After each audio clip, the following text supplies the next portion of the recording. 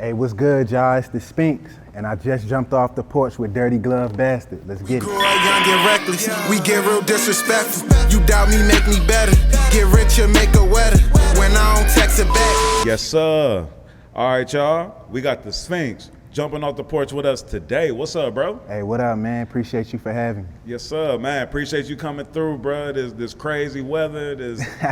Man, it's hailstorms in the middle of June, bro. Don't know what's up with that. Right. We made it, though. Yeah, man. Come on now. We made it. We in here, man. You jumping off the porch with us. For sure. Yes, sir. So the name Sphinx, I mean, that just represents, royal power, divine protection. Like there's a lot of meaning behind that. For sure. What made you take on that name? Basically what made me take on the name was, as you know, in Egypt, the Sphinx got a face on it. It's a lion with a man's face on it. So I always just connected myself to that, Yeah. Like you were saying, though, it mean like good fortune and stuff like that. I'm known by DJ. That's what my family and stuff call me, So that's what I thought I was going to use as my artist name. But when I had made my first song, man, after I was done, one night I was on Netflix. And when I was on Netflix, I was scrolling through and I had seen something that said like the great mysteries of the Sphinx. You know what I'm saying? And I never knew what that was called, that it was called the Sphinx, because back in the day, my mother used to watch the Thundercats. Okay. And they had that same thing up there, but I didn't know what it was because I was a kid, Yeah. So when I had seen that on Netflix, I'm like, damn, it just reminded me of myself. And then especially with everything, like, it's basically on some why I chose the name for real though, because when you see it, you see its power, but nobody don't know what it means. You don't know how I got there, nothing. Yeah. And that's basically how I want to put myself, like out of nowhere. I just come out of nowhere, but you're gonna feel when I'm in the room. Right. And that symbol, that statue was so powerful that people have tried to erase its history. You know what I mean? Like they shot the nose off And it's still standing. Yeah. So that's just a testament to myself. Nice. No matter what somebody may try to do to me or to somebody that I love that's around me, we're gonna keep going, we're gonna keep standing. And have good fortune with it too. Yeah. Ain't no stopping it. Nah, absolutely. And then what's the 28? Like what's that represent? So 28 just means it's the number of wealth to me, It got the number 2 in it, which is a partnership, And then the number 8, if you turn it sideways, it's the infinity sign. So it's like together forever, wealthy forever. Yeah, word. I could dig that, man. And so with a name like that, with meaning like that, your music also represents that, and you talk about, like you're enlightened, you know what I mean? And you put that in your music and all of that. Now, what made you decide to go in that direction, like with your music and with your vibe and everything? The main thing that made me go in that direction was just growing up early. Like I didn't have much of a childhood, So I've always been able to connect to people that were older than me. And through me connecting to people that was older than me, I really didn't have room to be superficial like that. Cause as a child, you could have some superficialness, some fakeness to you, but for the most part, my everyday life was real from day one. Yeah. I'm the oldest of 7 kids. Okay. So with that being said in itself, I had to take everything serious, So with taking everything serious, you learn things quicker than others. So just by me learning things quicker than others, I took that and put that into my music. Okay, word. And who you got up here on the porch with you, bro? This is my brother right here, my right-hand man. It's my twin for real. Yeah. Nah, that's what's up. Yeah. That's what's up, man. Fam first. That's the most important thing. Exactly. And especially because, on the journey that you on, like you have to have somebody close to you that can keep you grounded, for sure. As well. Mm-hmm. That's definitely what he is here for. But also just too, I brought him up here with me because this is something we always would talk about. So I definitely wouldn't be here without him. Right. For sure. Nah, that's what's up. And you have roots in the DMV. Yep, I got roots in the DMV, so DC, PG County. Okay. Both my parents from Brooklyn though. Oh, okay.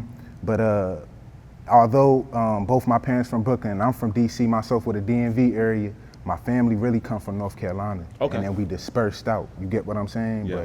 But For sure, I put on for everywhere. I got family down there in Orlando too, out here in the A. Yeah. I went to school on the north side for high school. Okay. And then I went to Clark, Atlanta on the west side. So I lived on the west side too, so I'm pretty well-rounded, you know? Word. But the DMV area, definitely, that's what made me. Word, I can dig it. And how would you say, you know, growing up between the DMV and Atlanta, like how did that shape you into being, you know, the man that you are? And let me ask this too first. Do you feel like more of your influence came from that DC, PG County area? Or? Yeah, I definitely feel like my influence comes from there more, just cause like I say, the everyday way of life is just straightforward, you know? Not to piggyback off it, but I got family in Baltimore too. Yeah. So it's kind of hard to be superficial growing up in places like that. It's like what you see is what you get, ain't no faking it.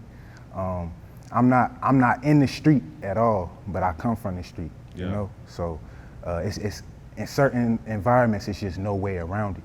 Yeah. My pops was definitely, he was in the street though.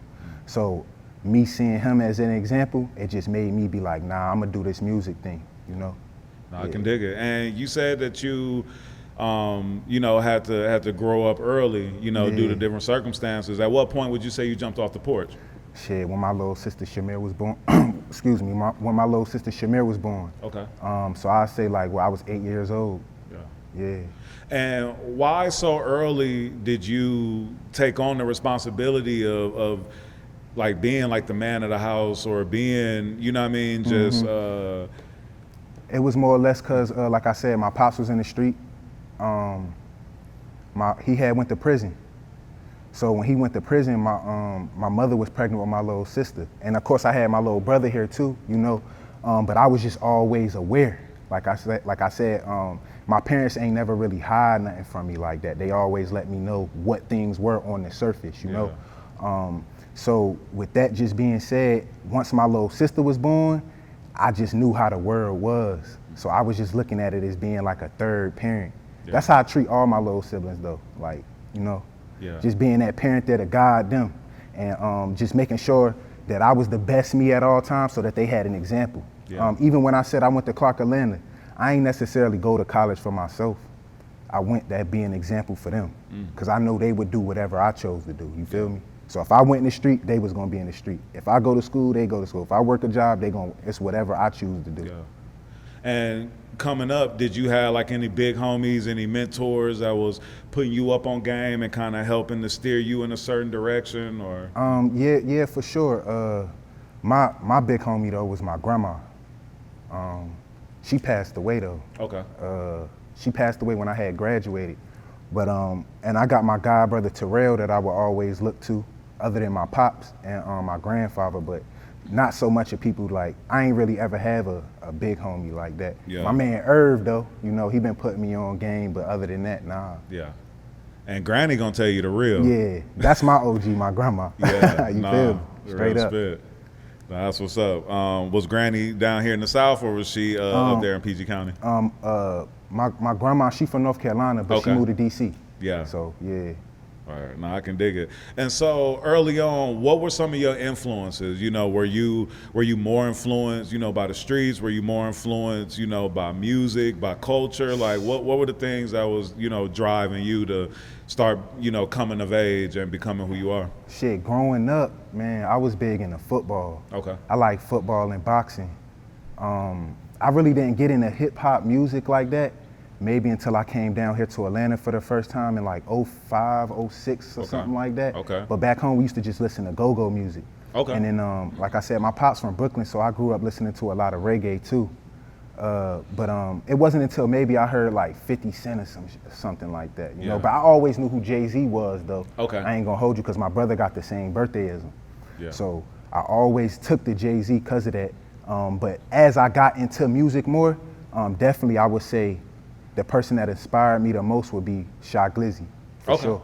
Okay. Word. For sure. And 05 was an interesting time in hip hop. Yeah. like you said, like you mentioned, 50 Cent was popping with the mixtapes and going crazy with that. That was probably the first rapper I took to for real. Yeah. Then you come down here to Atlanta. Shit, last time I checked, I was the man on these streets. You know what I mean? Like that. Like you couldn't get away from that. That Jeezy was exactly going Jeezy crazy. too. Yeah, Jeezy, Gucci, man. Yeah. I fuck with Future a lot too. Okay. Future probably number one on my list. Between him and Jay-Z, I don't know yet. Yeah. But definitely I rock with Future for sure. Well, I definitely know that you're a Jay-Z fan because some years back you actually had a song called Jay-Z. Exactly. Yeah. And you was, giving hella like references. Exactly. You know what I mean? Like a lot of metaphors and punchlines, like kind of based off of like different Jay songs and different lyrics and stuff like that. So because I grew up listening to Jay-Z for sure. Word. And at what point did you know that you wanted to actually record music and that you wanted to be an MC? It kind of fell in my lap almost. Like I used to write poetry, or not even so much of poetry. I used to just go and write down my feelings. Okay. And then one day my brother had found like an old bag of like letters and stuff I wrote, and he was reading them, and he was like, "Yo, D, this shit rhyme." You know what I'm saying? But I had put it to the back burner, and then I was at school or whatever, and I was supposed to go to Miami for spring break, and my man's at the time named Trail, he used to make clothes and shit like that, but he had kept trying to get me in the studio, like, yo, get in the studio. So I'm playing the game. I was playing like UFC or something like that, and I couldn't beat that shit. Yeah. Right? But the whole time I was focused on the game, but he kept saying like, get in the studio. So the minute I was just like, all right, I'm gonna do it. As soon as I'm done with this game, I beat it. You get what I'm saying? And then I went in the studio, and it was like, as soon as I turned on the beat, the first beat I heard, I just was saying Young and Wildin'. And that's what my first song was called. And it just felt like I was at home, like I knew what I was doing. And then from that whole week during spring break, man, I probably made like 20 songs. And I sent them all to my brother. Yeah. He was down in Mississippi though playing football. Okay. And when I sent them to my brother, whatever the case may be, he sent me back. He was like, yo, D, this joint hard. Cause I know my brother, he'll straight up tell me like, nah, bro, this shit corny. Once he told me it was hard, like I had something to it, I just kept going and going, you know? Yeah. And then that's why I'm on the porch now, you know, I jump off. And back then, where was you getting the beats from? Like, was you on YouTube or was you on SoundClick? I was on like, SoundClick. Okay, yeah, and the producer that I kept using, that I took a attendant to, was it was this dude named J. Casper Sin. I don't know if y'all ever heard of him, but it was his beats that I was using to like find my sound, you know what I'm saying? And then I still feel as though I'm finding my sound though, but I feel as though I'm him too, you know? But yeah, J. Casper Sin was the first producer I like latched onto and was just using his stuff off SoundClick. Yeah, SoundClick was the truth, bro. Like that was the spot. That's what I was using. Yeah, nah, for real. How do you feel about, like nowadays, you have producers, putting their beats on YouTube, and you will see like, V's sound and beat or Lil Tyler sound and beat. You know what I mean? Like, do you do you search YouTube? Do you like, how do you tap in with producers nowadays, or what's like your what's your technique now? My technique now, shit, I could listen to beats for hours, until I find the one that just resonates with me. Like it give me a feeling. It's gonna tell me what to say as soon as I hear it. Yeah. Almost like I had named one of my projects this title, Voice Telling Me What to Say. Okay. It's like something is telling me in my ear what to say, and like the voice in my ear telling me what to say as well as the beat. Yeah.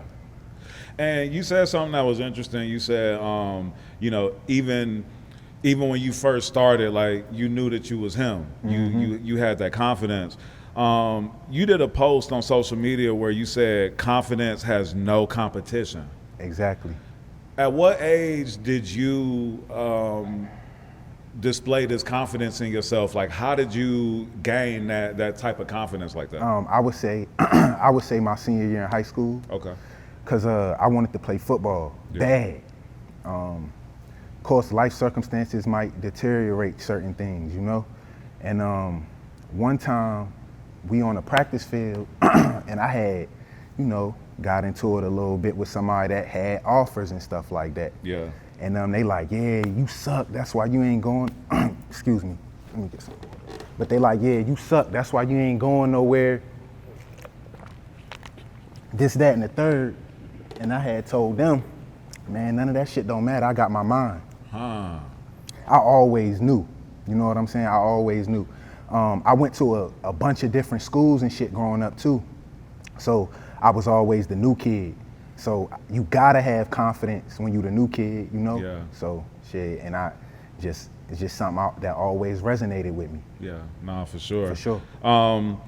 Now, you say that you want to be a man of the people, but you don't consider yourself a role model. Right. Can you speak to that? Because your music speaks to, you know, like, I don't want to put you in a box when I say like your music like speaks to, you know, different righteous, you know, types of topics, or, you know what I'm saying? So like in one sense, like the stuff that you're talking about and how you exude the confidence and talk about that, it seemed like you would be a role model, but why don't you consider yourself a role model? I'm not a role model because I'm still a work in progress. So it's like, I could give you advice on something, and then how I know I don't go do the complete opposite a week, 2 later, you know? So let me just figure out, it'll come a point in time where I'm a role model, but right now I ain't no role model till I get where I'm going. Right. But I am a man of the people though, like, shit, I'm the same person whether I'm on a cardboard box or I'm in a mansion. I'm the same person. So I'm the man of the people. I treat everybody the same.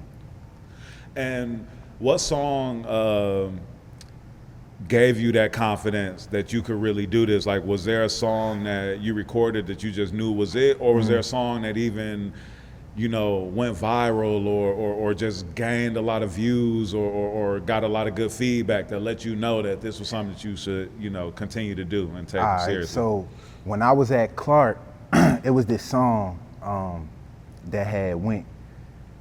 I ain't gonna say it went viral, but it went around the campus. It was called Super Cool. Okay. But my mix and all that wasn't right, so I couldn't really push it like I wanted to. So, and then during that time as well, I was still trying to find my sound, you know? Fast forward some years later in 2020, I was living in Baltimore, but then I had, right before the pandemic had happened, like really hit hard, I had went down to Orlando and I put out this song called Out of Town. And when I put that song out, it gave me a reaction from it that I wasn't expecting. Like people was hitting me from different states, different countries, like, yo, this song hard, da-da-da-da. Can I get it on my playlist, this, that? And then I had came back down here to the A, the end of 2021. And I put out this song called Rabbit Out the Hat. Okay. And then once I put that song out right there, it got the same traction as Out of Town had got, but maybe like a little bit better. Yeah. And I was like, oh yeah, it's on now. It's on. I'm finding my sound. I know I got this. Word. And I had it in my notes to ask you about Rabbit Out the Hat. That was one of the joints that I was really feeling. Yeah. What inspired that joint? Just basically the situation of me coming back down here to the A.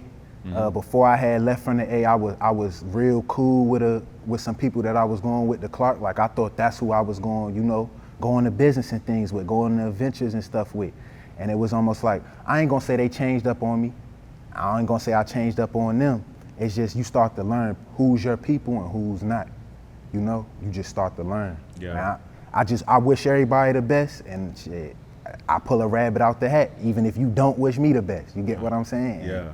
Shit, it is what it is. That's so real. And I think that like you become so much more powerful when you come to that realization, like everybody not your friend. Yeah. Everybody might not want to see you win. Exactly. And a lot of times we'll get frustrated with people, you know, that might be around us that don't support our dream and what we doing as much as we wish they would. But I think a lot of times, man, like if you push that to the side and just keep pushing, you know, and keep going no matter what, then you gonna be successful. Like it's gonna come around. Right, because I mean, one thing I see people, it's a superpower I feel like I have, but like, I know they say you're supposed to think with your mind, but I think with my heart. And people use that against me. Yeah. But I think with my heart, cause my heart only be saying one thing. My mind might tell me like 100 different things. That's real, that's real. Shit, It is. I learned to live with it though. Yeah. It is what it is. That's almost like a part of discernment too. You know what I mean? Like where when you think with your heart, then I mean, because it's like thinking with your that gut feeling, Exactly. and just going with that. Because like you said, you would think maybe like 100 different scenarios, and maybe even talk yourself out of something. Right. But if you go with that gut feeling and just Exactly. go, you know what I mean? It's almost like Right. I think the movie Goodfellas. It's like, man, even when I'm wrong, I'm right. Right. You right. know what I mean? Like you just gotta just move with that confidence in whatever decision that you make. Exactly. You feel me? Your song "Reach for the Stars." Can you talk about that? I like that one too. My song "Reach for the Stars," man, it's just I'm trying to exceed what I even think I could do. You know what I'm saying? I'm trying to go past the stars, past space. What's past space? Who know what it? That's what I'm trying to do. Yeah. That's what I'm trying to do, for sure. That's Word. that's what that whole embodiment of that song is. Yeah. And you just dropped a new project, "Some Scars Don't Heal." Can you tell us about that project and the inspiration behind it? Man, I feel like this project is my breakthrough. But just off the simple fact, some scars don't heal, man. Like, we all got situations and things that we move past, but it's still there. It's still that driving force, that motivation to be like, not on no necessarily I told you, but hey, even if these scars don't heal, you see it. You know everything I went through. I can't hide nothing. It is what it is, but look who I am now. That's so real. That's like those war wounds. That's, you know what I mean, when you look on your arm, on your leg, and you see that one scrape when you fell off your bike, and it's like, you know what? I got back up and I kept going. For sure. Yeah. No, I can dig it. On your song "Fairy Tales," you say we turn harsh realities into fairy tales. Yeah. So to me, you know, hearing that, like that definitely like touched my spirit, because a lot of people give up, you know, when the times get hard, you know, and when things get difficult. But the most successful people, what a lot of us don't see, are like those most difficult times that they go through. So it's like, you know, our harsh realities becoming fairy tales. Like, to me, that like kind of, I took it as like just taking like the most difficult times that we going through, but then you on the outside is gonna see like the beautiful outcome Exactly. from it. That's exactly what it is, man. You took the words right out of my mouth with what I was gonna say. I was gonna also say too, though, I got a dark sense of humor. So even when I'm going through things, I still can find jokes and stuff within it. So that's a kind of another interpretation of that, you know? Word. And something else that I noticed when I was, you know, just looking at your social media, looking on your YouTube channel, is that even as you're building with every post you do, every video that you put up, your engagement is high. Yeah. You know, like a lot of people are commenting. Exactly. And you can, and the comments are meaningful. Exactly. You know, meaning that, you know, your message is, you know, really giving, you know, people something to live by, or just touching them in a certain way. Right. So that was something that I noticed, and that, you know, I always tell people, like, the most important thing, even, you know, when you building and developing something, is not necessarily about having 1 million views or not, you know what I mean? But it's how many people are engaged and how many people are actually, you know, tapping in. Right. It just basically shows me, though, man, that I'm living in my purpose. Yeah. You know what I'm saying? Like, I'm being that motivation for somebody, for sure. And how does that make you feel when, I mean, in the comments I'm seeing, people are telling you that you're the motivation? Are you getting DMs like of the same For sure, sort? yeah. It make me feel good, man. It make me just want to go in my room, man, roll up, listen to some beats, and give people more motivation. Yeah. And you say that you consider yourself to be more of a public speaker than a rapper, like you a street preacher. Right. Like, I feel as though if I was around back during the civil rights movement and all that, I'd have been like my own like maybe like Black Panther or like Malcolm X type of person like that. Like that's how I see myself. Yeah. I don't necessarily see myself as a rapper because I'm so much more. You know, I could turn that part of myself on, but I could also turn the part of myself on with being a college graduate. Or I could turn my part of myself on where I'm a salesman. Or, you know, it's different aspects to me than just, oh, he a rapper, you know? So, yeah. Absolutely. And being a college graduate, what would you say going to college, like how did that mold you? How did that, you know, help you in becoming who you are today and you know, doing what you're doing right now? Man, for sure going to Clark was probably one of the best decisions I ever made, just based off the simple fact it's magic out there.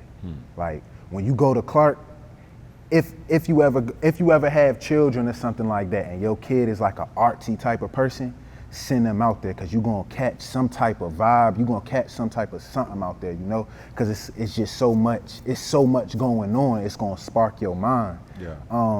But just the school stuff in general, it taught me a lot about myself, just finishing something from start to finish.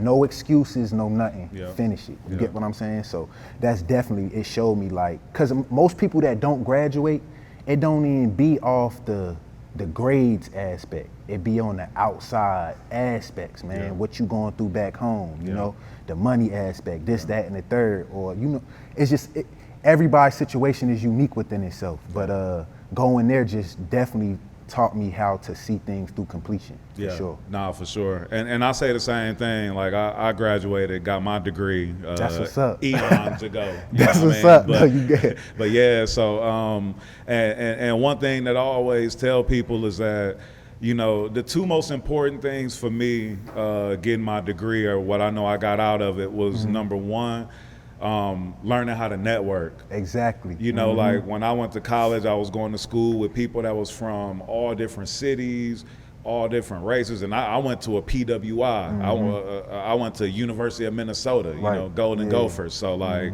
it was so many different types of people from different walks of life. And so I was learning how to network with a bunch of different people.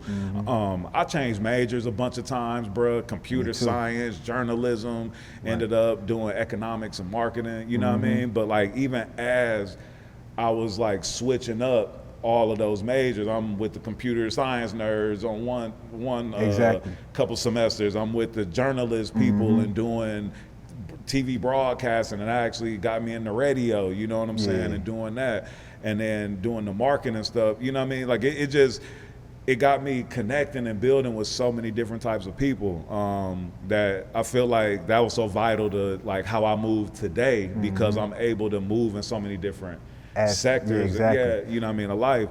Number two, similar to what you just said, like with finishing something, completing something, because it was so difficult to complete, you know what I mean, to finish it. And I almost wanted to quit school too, you know what I'm saying? And also being able to juggle like the schedule, working, partying, hoes, you know what I'm saying? Just everything that, you know what I'm saying, come with it. So it was definitely like something that was hella valuable. And, but going back to what you saying, with what we was talking about, with me saying like I'm a man of the people, right? So when I was at school, man, the thing that, it was this one project I did that had opened my mind up the most. So we had to draw, everybody in the class had to draw a name out the hat, right? And whoever you picked out the hat, you had to do a project on them, right?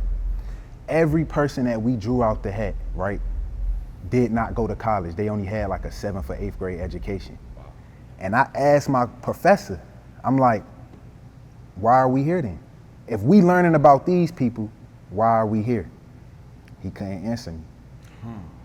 So from that point on, I was just like, all right, I'm teaching myself everything from now on. I ain't listening to what nobody got to say, nothing. I'm going to figure it out, and if whatever I go with, if I end up being wrong, then I'm gonna just take my lick. But I ain't listening to what nobody got to say to me, because you look down on people that, oh, they ain't graduate high school, they ain't graduate.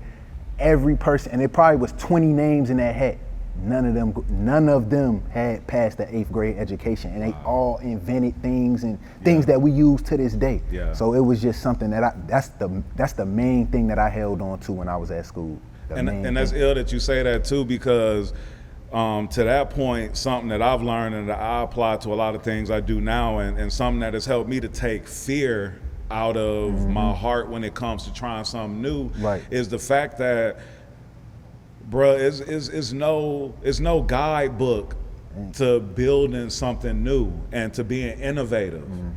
You know what I mean? Like, a lot of times we hold ourselves back because, you know, like how you were saying earlier, I think with my heart, and I don't allow myself to second guess myself and think 1,000 thoughts. A lot of times we'll think in so many scenarios how something's gonna go wrong that we won't actually pursue, you know, something great.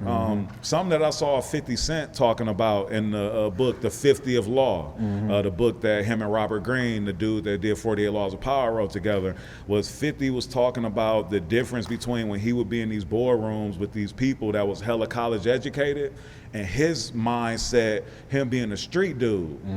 He was saying a lot of the college educated people, when he would say out of the box ideas, a lot of them would be like, no, we can't do that, because they would be looking at it from like a structured way of trying to do it.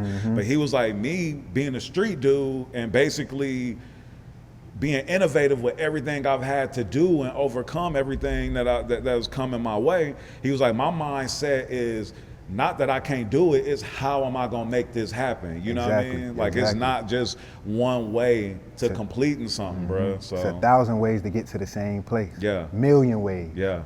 For sure. Absolutely. What would you say is one of the biggest life lessons that you've learned? Man, the biggest life lesson I learned is just keep going.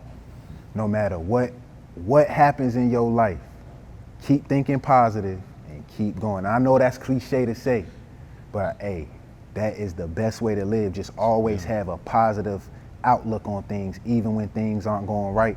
Smile, get up, and all you can do is control your 2 feet and your mind, your heart. Keep a good heart, you know.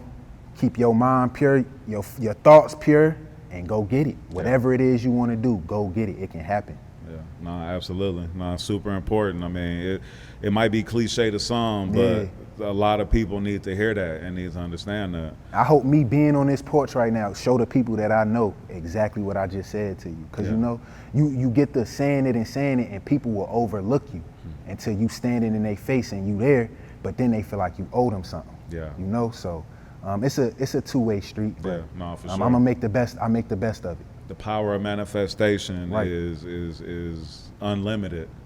You know what I mean? What would you say that you want your legacy to be? Man, I want my legacy to be just, let me think about this before I say it, man.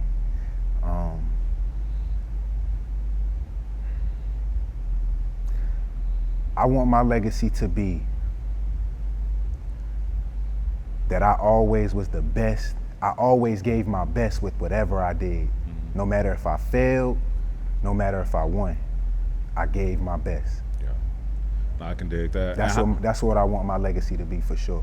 And how important is it for you to, you know, use your music, use your gifts to, you know, help people with, you know, going through what they're going through or what they're dealing with? Man, that's why I make music. Even past making money, any of that stuff. I make music because I make music for people that are hopeless and helpless. If you hopeless and helpless, listen to my music, you gonna get some type of motivation from it. Some type of willpower to get up and get it, for sure. Yeah, no, I can dig it. So I know you got the new project out, Some Scars Don't Heal. What else you working on? What else you got coming up that you're excited about? Of course, I don't try to say too much, but I'm always writing. I was just in the stew with Irv. We was in the stew, with Manny. We was in the stew with Manny, and he's a big time, next Manny, he a big time producer, man, and I got some stuff cooking up with him, a project probably coming soon out with him, maybe in a couple months. I'm really just trying to put everything behind this Some Scars Don't Heal right now, though, you know. Get the world buzzing in, listening to it. Right, no, I can dig it.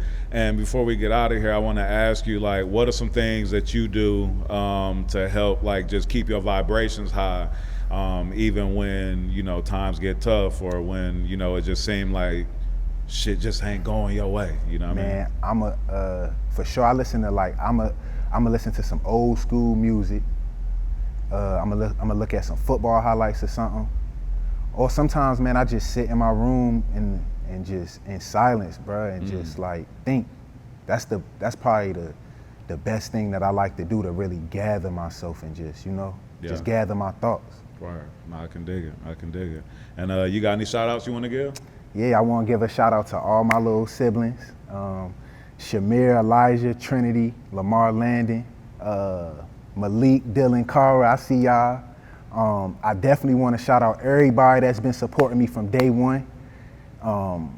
Whether if I say your name or not, if you know you've been supporting me from day one, we going up. From this point on, we going up, I promise you. Yes, sir. And with that, we got the Sphinx jumping off the porch with us. Appreciate you pulling up, bro.